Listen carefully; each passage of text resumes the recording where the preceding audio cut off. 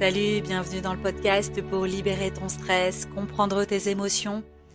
Sérénité, le podcast dédié aux femmes qui veulent reprendre le contrôle de leur quotidien, apaiser leur stress et enfin prendre soin d'elles en douceur et naturellement. Je suis Marie Durand, naturopathe, coach tarologue en gestion du stress et des blocages émotionnels. Ici, on parle sans filtre des défis que tu traverses au quotidien. Charge mentale, émotions refoulées, confiance en toi, relations familiales, mais aussi de méthodes concrètes et accessibles pour retrouver ton équilibre. Chaque semaine, je te partage des astuces, des outils pratiques, des réflexions profondes pour t'aider à avancer à ton rythme. Parce que tu as le droit de souffler, de t'écouter, de te choisir.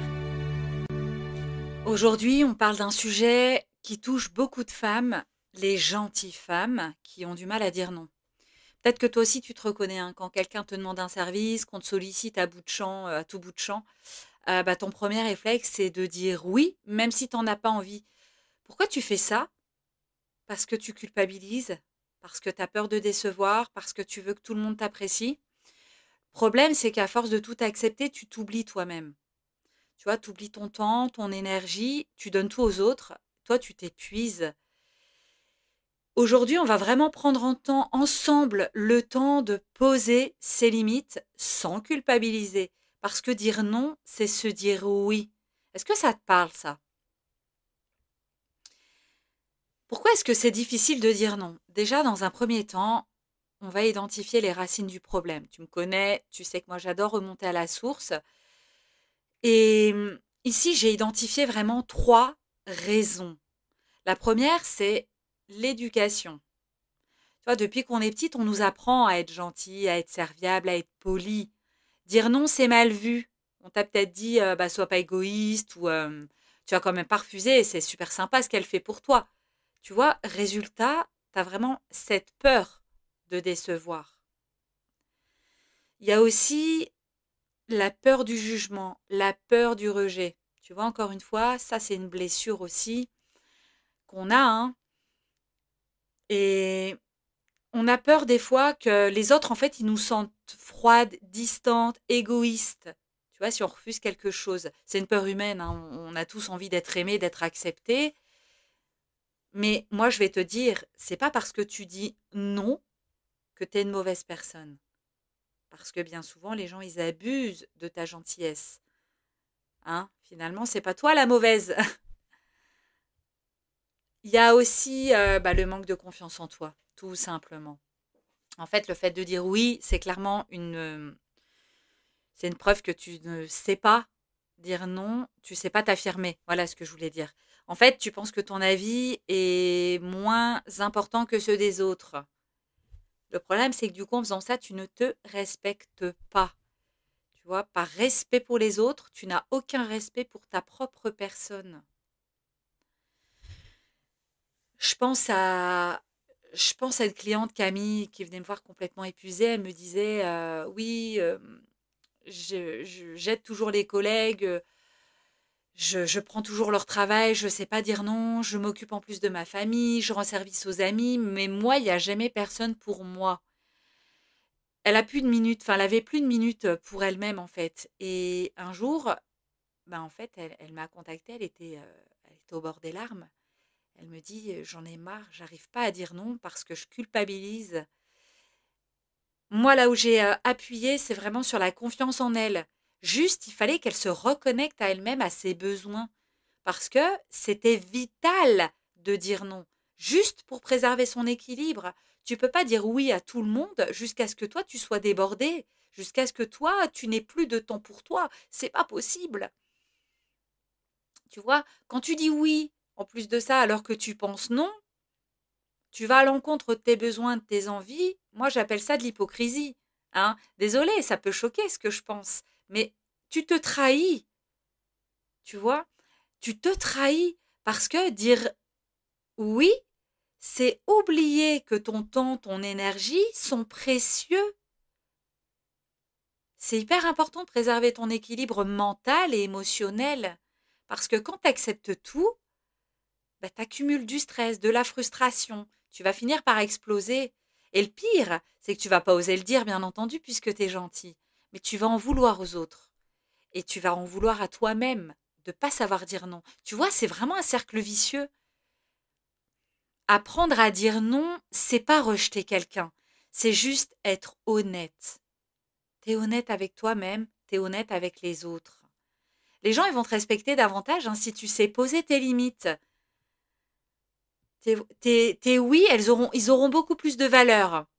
C'est super important que tu comprennes ça, vraiment. Et juste apprendre à dire non aux demandes qui ne te conviennent pas va te permettre en fait de libérer du temps pour des choses qui comptent réellement. Tu vois, je te donne un exemple encore une fois. Imagine que tu t'engages un peu partout, que ton agenda est dégueule parce que tu n'as pas su dire non à plein de soirées et voilà, tu vas te retrouver fatigué, frustré, peut-être même en colère aussi. Alors que si tu dis non parce que tu es fatigué, écoute, c'est très gentil d'avoir pensé à moi, mais je suis fatiguée, je ne viendrai pas ce soir à ta soirée. Est-ce que ton amie, elle comprend ou est-ce qu'elle est égoïste et elle pense que tu penses qu'à toi? Bah moi, je vais te dire, une amie, elle comprend. Mais peu importe finalement, parce que ce qui compte, c'est que toi, tu sois aligné avec tes besoins. Tu t'es écouté, tu as respecté ton corps, tu as respecté ton énergie. Si maintenant ton amie, elle a du mal à encaisser, bah c'est que le problème, il vient de son côté.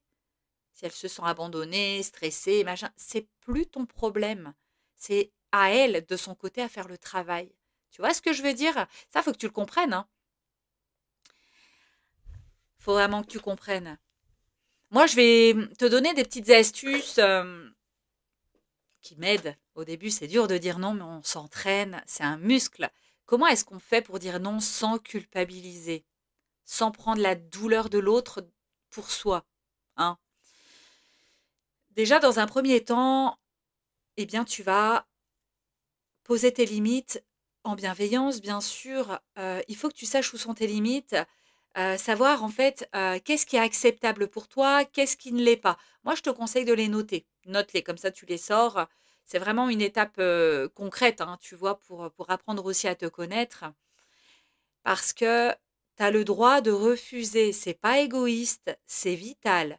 Pour ton énergie, tu n'as pas à te justifier. Je te le dis. Si t'as pas envie, t'as pas envie. La personne, si elle n'est pas prête à accepter, ce n'est pas ton problème. Tu peux lui dire, écoute, je suis désolée, mais physiquement, là, je suis trop épuisée, ça va pas aller. Ou ça ne me convient pas, merci de ta compréhension, tu vois. Ou je décline, j'ai pas de disponibilité cette fois-ci, on reporte. Tu vois, c'est des phrases bienveillantes, mais tu poses tes limites. Tu vois? Et t'as pas besoin de te justifier pendant des heures. Juste, on dit non avec calme et bienveillance, mais reste ferme. Souris avec confiance et c'est aux autres vraiment à comprendre le message. Après, encore une fois, hein, dire non, c'est un muscle, hein, je te le dis. Plus tu vas pratiquer, plus ça deviendra naturel. Tu commences avec des petites choses et tu verras, hein, petit à petit, tu apprendras à être beaucoup plus ferme, en bienveillance, toujours. D'accord? Je te dis ça parce que c'est vrai qu'en général, quand c'est la famille, on a toujours peur de décevoir. Moi, combien de fois je me suis retrouvée dans des situations très complexes où je préférais ne pas répondre au téléphone parce que j'avais pas envie, mais que j'osais pas dire non.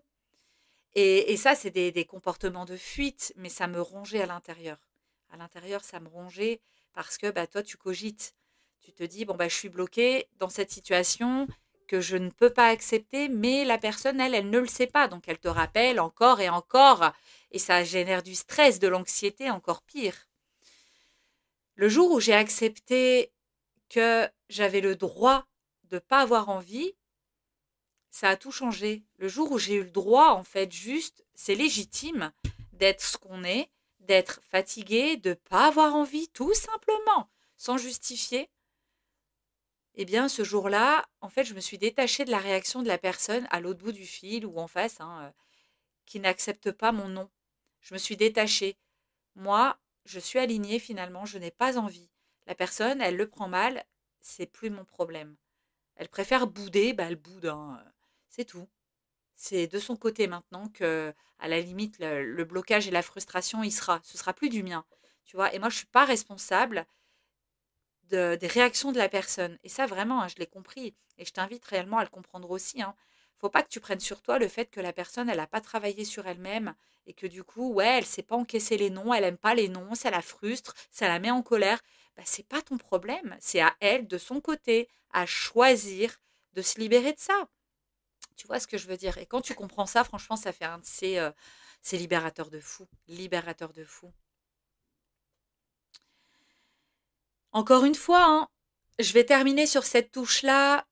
Dire non, c'est pas repousser les autres. C'est juste choisir, te donner la priorité. Parce que rappelle-toi que si toi, tu prends pas soin de toi, il y a personne qui le fera. Alors ose dire non et observe comment tu te sens. Si tu ressens que c'est difficile pour toi de poser tes limites, que tu te sens épuisé, bloqué dans une situation, sache que moi, je suis là pour t'accompagner. Donc tu m'envoies un petit message, tu réserves si tu veux un petit coaching, une guidance, un petit soin énergétique. Mais commence par remplir ton bilan découverte si tu veux. Le lien, je le mettrai en description de cet épisode. Ensemble, on va vraiment identifier ce qui t'empêche de dire non. On va identifier les blocages, mettre le doigt, mettre en lumière. Et puis, on va trouver surtout, c'est des solutions pour te reconnecter à toi-même. Merci d'avoir écouté cet épisode. Si ça t'a parlé, pense à partager à une amie qui en aurait besoin. Et dis-moi en commentaire, est-ce que toi aussi tu as du mal à dire non? Et quelle est l'astuce que tu vas mettre en place pour apprendre à poser tes limites? On se retrouve très bientôt en tout cas pour un nouvel épisode. Prends soin de toi. Si cet épisode t'a plu, pense à t'abonner pour ne rien manquer des prochains épisodes. Et si tu veux aller plus loin, je t'invite à me rejoindre sur Facebook et Instagram, les deux réseaux principaux sur lesquels je partage chaque jour des astuces, des outils pour t'aider à retrouver ton équilibre. Je t'invite aussi à laisser un avis 5 étoiles sur ta plateforme d'écoute préférée. Ça m'aide énormément à faire connaître ce podcast et à toucher plus de femmes comme toi. Et enfin, je t'invite à partager cet épisode à une amie, une sœur, une maman qui pourrait en avoir besoin. Ensemble, on peut s'entraider à aller mieux. Merci d'avoir passé ce moment avec moi. Prends soin de toi, respire et n'oublie pas, tu mérites d'être bien dans ton corps et dans ta tête. Je te dis à très vite pour un nouvel épisode.